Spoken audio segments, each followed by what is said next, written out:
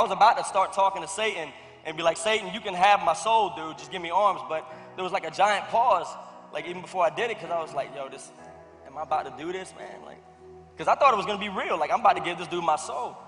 And then I was like, all right, bet, let's do it. Because I wanted arms that bad, man, that I would give my soul to Satan. And so like I did it. I prayed. I was like, Satan, if you're real, I prayed to God last night. He ain't give me no arms, man. So evidently, here we are. Can you give me arms? And then I'll wake up, like that whole thing, went to sleep and woke up, same thing, no arms. And so like that day crushed me. Like I look back at it, well, even at that moment, I was like, you know what? God doesn't love me. And I mean, even Satan, I'm giving him my soul, and this joker didn't want it. So I'm like, man, dude, total rejection from God, from Satan. And I was like, you know what, whatever. I'm just going to do life the way I want to do it. So. And that kind of led into, I guess, this next phase in your life where you got involved in your first gang, and kind of talk to us about how that all came about. You're still 12, right? Yeah. Still 12 years old, and you got involved in your first gang, so talk to us about that. Even before I got into a gang, being joked. How many in here been joked? All right, bet. I know all of y'all, man. One of y'all's noses is way too big, yo. Like, for real, yo. All right. So, but everybody up in here been joked. So me, I got joked so much, and it was middle school. I went to North Side. That's how far back I go here. But I remember, I made a commitment, a vow to myself that as soon as I walk up in the building, the first dude or anybody that jokes me, I've got to fight him. So I remember it was around lunchtime, and I'm going to lunch, and I can hear it. I got this radar. I'm sensitive to hearing people joke me. And I'm about to go into the lunchroom, and somebody started snickering and yo, look at that dude, yo, da da da. So I'm like,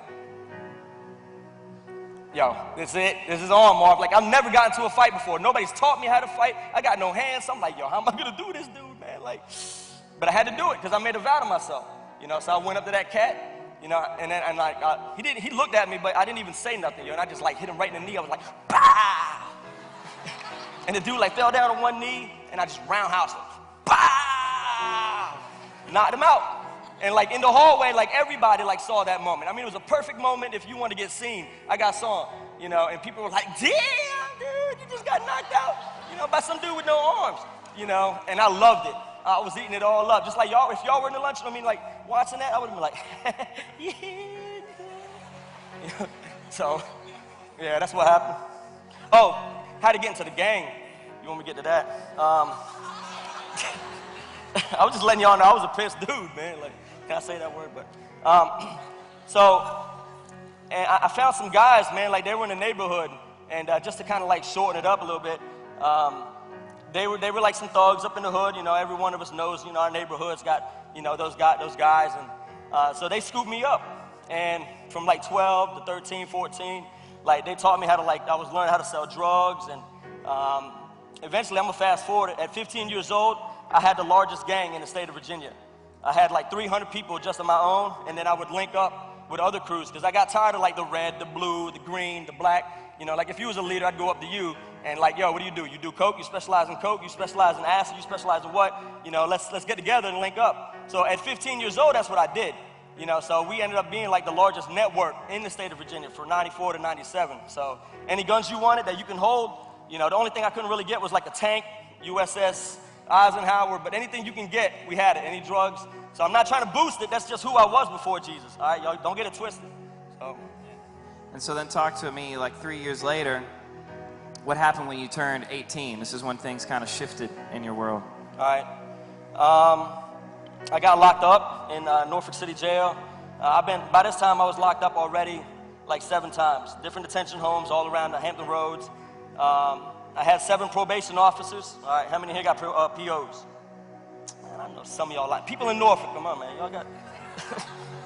But I had 7 POs. All right, and so they found out that I was in a couple of shootouts that summer, and they locked me up. And so here I am. And the first thing they did was they threw me in the hole. That's the isolation block. So I'm in a room all by myself. I was in there for a month. Can you imagine being grounded to your room for a month? You can't even. We only got out one day a week to go take a shower.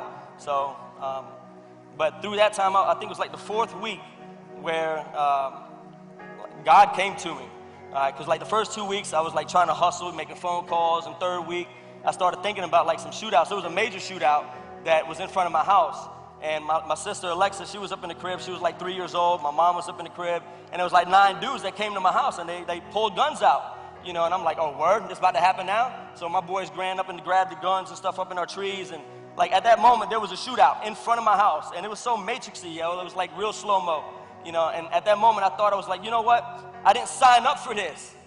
This ain't what I signed up for, man. When I became a gangster, you know, it was about like the money, the drugs, all that, the parties, like all that. But I didn't sign up for my sister to get shot up. I didn't sign up for that stuff to be in my front porch, you know. So that happened before I got locked up, and I was thinking like that stuff on the third week. But the fourth week was epic. This was when God came to my life. Like I was sleeping, and I heard my name called, Marvin. So I got up. I thought it was the lunch dude, man. I was starving, yo.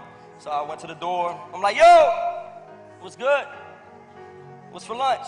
You know, and I didn't hurt nothing. So I'm like, all right, this dude playing with my feelings, man. So I went and laid back down. And then I heard my name called again, Marvin.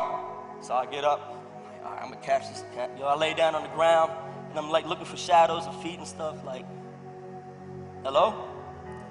Nothing. I went and laid back down. Heard my name called again. And I was heated already by this time. I was like, what? And out of nowhere, man, God spoke to me. He was like, Marvin, if you don't give your life to my son, Jesus Christ, before you turn 19, you're gonna die. And I'm hearing this out of nowhere. I'm like, all right, I'm tripping, man. I've been in the hole too long. But then I gave him a chance. I was like, okay, if this is God, if this whole Jesus thing is real, prove it to me. Changed my life, man. Because by this time I was ready for change. You know, and that's the best thing that God loves, yo. Give him that test. You know, like he was getting me ready. He let me go through all of that stuff. So by 18 years old, I can have that in my heart, ready to give to him. God changed my life. And he was like, yeah, that's what I'm gonna do, boy. I'm gonna change you. You know, so that's the moment that happened.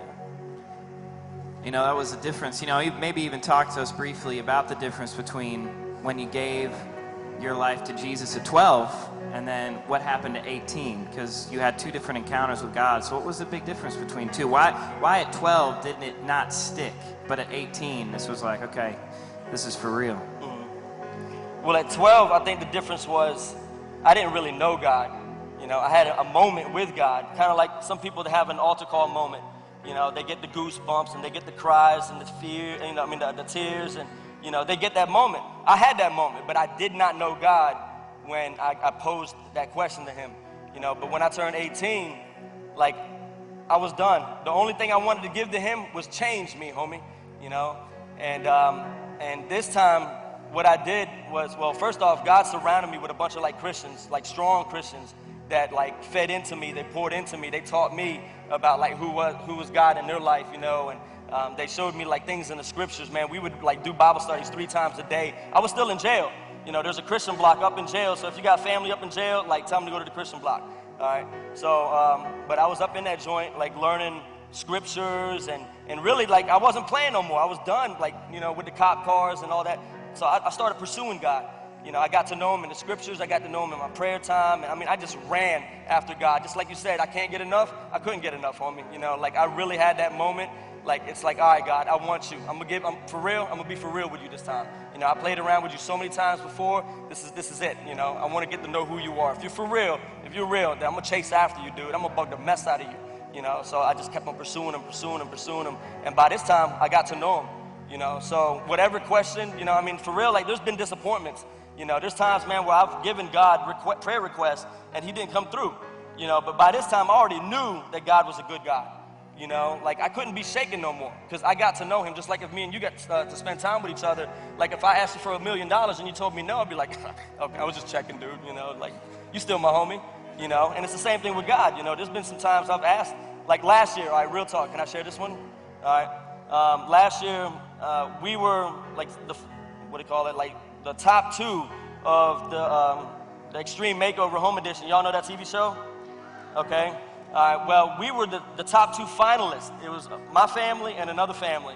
And I talked to God about it, you know, and he was like, okay, Marv, I got you. We'll do this, you know. And they sent guys over to like videotape us. I mean, they really loved the story of our family.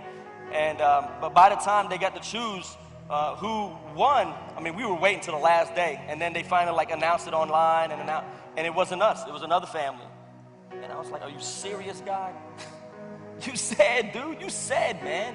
You know, this was one of those moments, man. I know every one of us has these moments, man. Come on, God. You know.